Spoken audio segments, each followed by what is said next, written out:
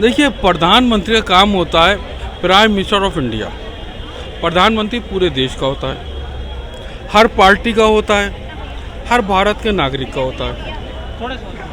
मैं चाहता हूँ देश का जो है एक सामूहिक विकास होना चाहिए और पक्ष और विपक्ष लोकसभा और राज्यसभा में मिलकर जो हमारे जटिल मुद्दे हैं, महंगाई, बेरोजगारी, भ्रष्टाचार, गरीबी, इसको दूर करने के लिए पक्ष और विपक्ष को एक होना चाहिए। इस संविधान है, इसके पीछे और इस संविधान के पीछे यह संविधान है, इसमें लिखा है बराबरी के साथ साथ समानता, न्याय, सामाजिक, आर्थिक, राजनीतिक। और इसी संविधान के पीछे है सत्यमेव जयते, हमेशा सच्चाई की जीत होती है। तो मैं चाहूँगा कि नंबर एक बात तो मेरी ये है कि जितनी मोदी गलती, देखिए एक बात है, कोई 10 काम करता है, 10 के 10 सही नहीं हो सकते, 10 के 10 गलत नहीं हो सकते। मैं ये नहीं कहता कि मोदी दूध के धुले में, मैं ये भी नहीं कहता कि विपक्ष सारे काम गलत कर रही है, नहीं। हमारे देश के अंदर रूलिंग और अपोजिशन को साथ साथ मिलकर चलना है और यही हमारे संसद की कला है। हमारे देश में आज तमिलनाडु में कहा जाता है नंबर 9 का भारत, भारत ताला माई इल, यानी हिंदुस्तान जिंदाबाद। कश्मीर में कहा जाता है भारत पाइंदाबाद, पंजाब में कहा जाता है भारत बल्ले बल्ले। ये जो हमारी संस्कृति है, हमें अपनी इन संस्कृति का जो हमारा धरोहर है, जो हमारी विचारधारा है, हमारे अंदर आपसी समझ की कमी है। हमें अपनी विचारधारा को बढ़ाना पड़ेगा। हमें बातचीत के जरिए एकता, शांति, सद्भावना और प्रेम की जो राहुल गांधी की गाड़ी है, एकता, शांति, सद्भावना, प्रेम की। जनाब आपका धन्यवाद। प्रधानमंत्री कहते हैं कि मेरी भी 4 पहियों की गाड़ी है, वो क्या है? सबका साथ, सबका विकास, सबका प्रयास, सबका विश्वास। तो मैं कहता हूँ इन दोनों गाड़ियों को आप साथ साथ क्यों नहीं चलाते? ये अलग अलग क्यों चल रही है? मैं बताता हूँ चाचा, सबका साथ, सबका विकास, सब कुछ सही है। आपने पिछले 70 साल में देखा है कभी विपक्ष और सत्ता पक्ष एक साथ चला हो? एक अटल जी को छोड़ के, एक अटल जी को छोड़ के, मैं कोड कर देता हूँ, एक अटल जी को छोड़ के और किसी को देखा है? और भाई साहब अभी बात कर रहे हैं, आप भी पता नहीं आपको पता है या नहीं, केरल में विदेश सचिव नियुक्त किया गया है, जानते हैं? ये संविधान का क्या है? अपमान है कि नहीं? इस पे क्या कार्रवाई हुई है? ये ऐसे मामले हैं जिस पे त्वरित कार्रवाई होनी चाहिए। क्या कार्रवाई हुई है? कुछ नहीं हुआ भाई साहब। देखिए ये लोग जब तक, सुनिए, चाहिए और कड़ा प्रेम भी होना चाहिए। अरे काका, प्रेम सुनो, मोहब्बत की दुकान चलाने वाला संसद में खड़ा होके, हमारे टैक्स के पैसे से जो संसद चलती है उसमें खड़ा होके कहता है हिंदू हिंसक है। यही मोहब्बत की दुकान चला रहे हैं ये लोग। चाचा सुनिए, आप बहुत उम्र हो गई, एक नेता हुआ हमारे देश में जिनके जैसा नेता न कभी पैदा हुआ है और न कभी होगा, ठीक है? सुभाष चंद्र बोस, उन्होंने कहा था कि देश को पहले 20 साल बुलेट से चलाएंगे, उसके बाद बैलेट से। और देश आज भी वही मांग कर रहा है कि पहले 20 साल बुलेट से चले, उसके बाद बैलेट से। क्योंकि जो 5 करोड़ बांग्लादेशी आए हैं ना, वो शांति के कबूतर नहीं उड़ाने आए हैं, वो हर दंगे में लिप्त होते हैं, हर जगह लिप्त होते हैं। कौन सा कानून पास करवा लिया आपके बीजेपी सरकार ने? ले आई, उनको घुटनों पे ला दिया। इतनी कमजोर सरकार है। अरे अगर मजबूती दिखानी है तो उठा के फेंको उनको बाहर। वो काम कब करोगे आप? 10 साल हो गए आपको, 303 से 240 पे आ गए आप। और सुनो, संविधान की बात कर रहे हो, 91 के बाद अभी तक परिसीमन नहीं हुआ, 26 में परिसीमन का डेट है। मैं भी देख लेता हूं कि अगर ये परिसीमन कराते हैं कि नहीं कराते हैं, यहीं पे मुझे पता चल जाएगा बीजेपी कितना अच्छा काम कर रही है। देखिए, नंबर 1, मैं बीजेपी का मेंबर, भारतीय जनता पार्टी का मेंबर नहीं हूँ, तो मेरे पास कोई सरकारी पद नहीं है। मेरे पास भी नहीं है, तो मेरी तो कोई आलोचना कर ही नहीं सकता। अगर राष्ट्रहित में ये विचार अच्छे हैं मानिए, गलत है हम भी तो राष्ट्रहित में ही कह रहे हैं। उनका भी तो राष्ट्रहित में ही है सवाल। और बीजेपी को करना चाहिए क्या नहीं करना चाहिए? बीजेपी क्या? एक सवाल का जवाब दीजिए। जो पूरी पार्टी भ्रष्ट है उसके खिलाफ कंप्लेन करनी चाहिए कि नहीं बीजेपी को? आज तक उन्होंने क्यों नहीं किया? जो पूरी पार्टी भ्रष्टाचार में लिप्त आ रही है।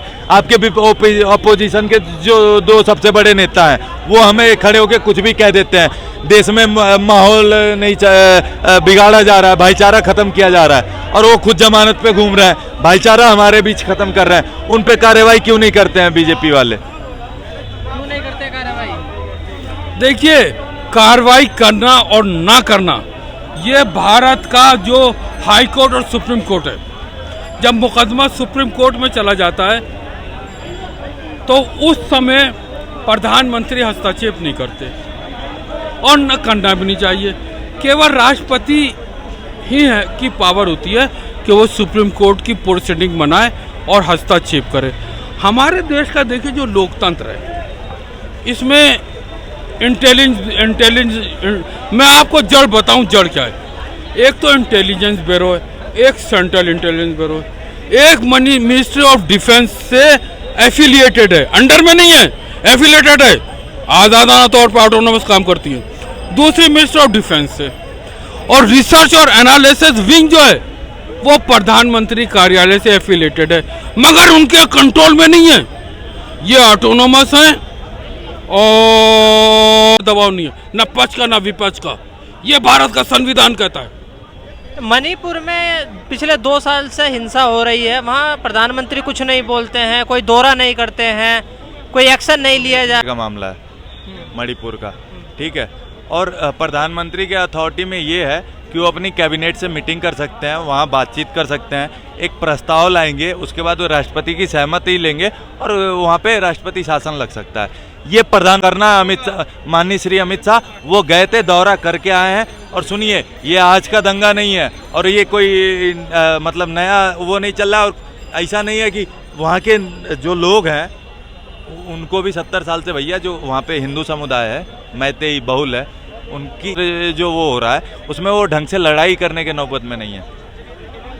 इसलिए कह रहे हैं भैया, देश में 2 राज्यों को फिलहाल में राष्ट्रपति शासन की जरूरत है।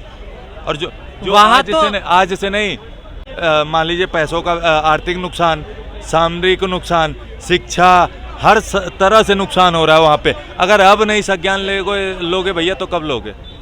संज्ञान लेने का अब समय इससे ज़्यादा मतलब बुरा नहीं हो सकता मणिपुर के साथ जो इस समय हो रहा है। और वो भी पार्टी सत्ता में वो बैठी है जो राष्ट्र की बात और देश की बात करती है और फिर भी अभी तक शांति से बैठी है, तो ये गलत हो रहा है। इस बात को हम मानते हैं। देखिए, ये जो संविधान है इसमें विशेष अधिकार किसके पास है?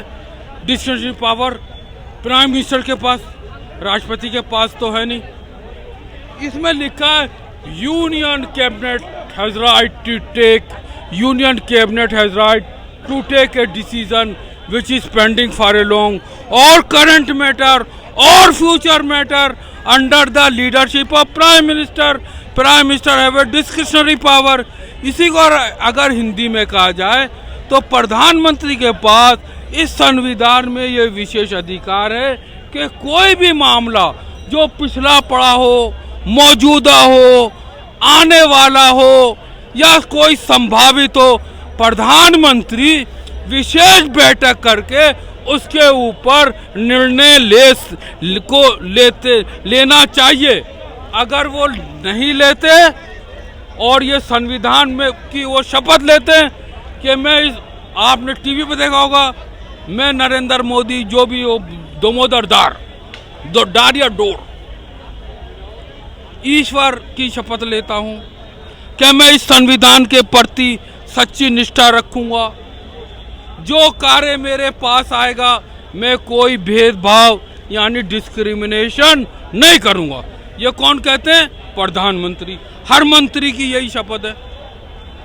अब ये लोग कैसा काम कर रहे हैं, नहीं कर रहे हैं, ये मेरा काम नहीं है। ये देखने की जिम्मेदारी हाई कोर्ट और सुप्रीम कोर्ट की है। मैं हाई कोर्ट का जज नहीं, ना सुप्रीम कोर्ट का जज नहीं हूँ। मैं कौन होता हूँ उनको अध्यादेश देने वाला? मैं तो भारत का एक साधारण नागरिक हूँ, जिसमें ये भारत का संविधान है और इसके पीछे लिखा है सत्यमेव जयते। हमेशा सच्चाई की जीत होती है। हमेशा जब सच्चाई की जीत होती है तो मोदी जी आपने कहा कि मैं देश के अंदर महंगाई, बेरोजगारी, भ्रष्टाचार, गरीबी दूर करूंगा। दूर कीजिए। आपने कहा कि मैं भारत को विकसित राष्ट्र बनाऊंगा। पहले देखिए मोदी जी, आपके विकसित बनने से देश विकसित नहीं होगा। एक मोदी के होने से पूरा देश मोदी तो हो नहीं गया। You are right. आप जो विकास कर रहे हैं, इस विकास को सामूहिक कीजिए और सामूहिक इस तरह से कीजिए कि शहर के साथ साथ गांव देहात का विकास होना चाहिए। अब के 20 और 23 और 24 के बजट में मुल्ला जी गांव का 2014 और 15 अब की का जो बजट है, इसमें जो प्रधानमंत्री को चाहिए कि जो अपनी जो नीतियां हैं उनको लागू कीजिए। और जो आपने कहा है कि हर क्षेत्र, हर वर्ग, सबका साथ, सबका विकास, सबका विश्वास, सबका प्रयास, इसके लिए आप पूरी संसद से एक राष्ट्रीय सहमति बनाइए। संसद की सहमति बनाने की जिम्मेदारी प्रधानमंत्री की है और विपक्ष का तो काम ही है कुर्सी छीनना। आप अपनी कुर्सी बचाइए।